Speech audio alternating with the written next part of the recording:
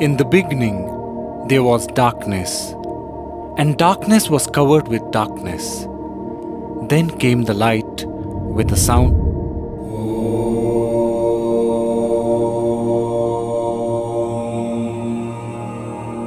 And Om gave rise to words or knowledge which got compiled as the Vedas. In the hierarchy of Vedic knowledge, there are 4 Vedas: Rig Veda, Samaveda, Yajurveda and Atharva Veda. Then comes 4 Upvedas or Sub-Vedas, 6 Upangas or components, and then 6 sub-components, out of which 1 is Yoga. There are several types of yoga as well, like Jnana Yoga, Bhakti Yoga, Karma Yoga, Hatha Yoga, Raja Yoga, Mantra Yoga, Shiva Yoga, Nada Yoga, Laya Yoga, and many more. Rig Veda is one of the most sacred and the oldest books of human history. It is about 8 to 10,000 years old, and yoga is a part of this Vedic literature.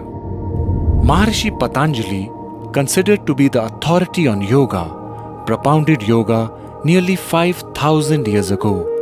Lord Krishna and many saints of India have also spoken about yoga. In the Middle Ages, the practice of yoga was confined only to the royal and the scholarly class. It was taught to students in gurukuls after passing a rigorous test.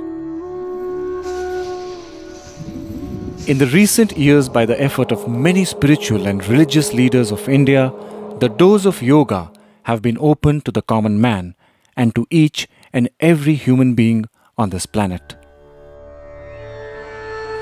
Yoga is the union of body, mind, and spirit. The individual to the universal. Yoga is realizing the connection between the finite and the infinite, the manifest and the unmanifest. Yoga is bringing harmony in thought, word, and deed.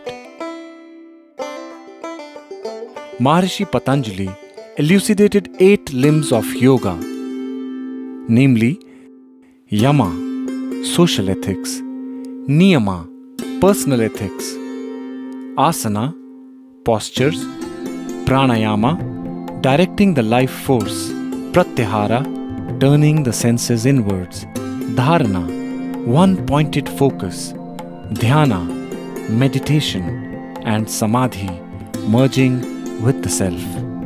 Somehow, in today's age, yoga has become associated with only physical postures, whereas the central teaching of yoga is maintaining an equanimous state of mind. The Bhagavad Gita says, Yogaha karmasu kaushalam, meaning yoga is skill in action and expression.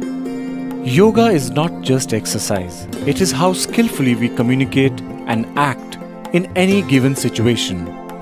So here yoga is described more as a mind skill.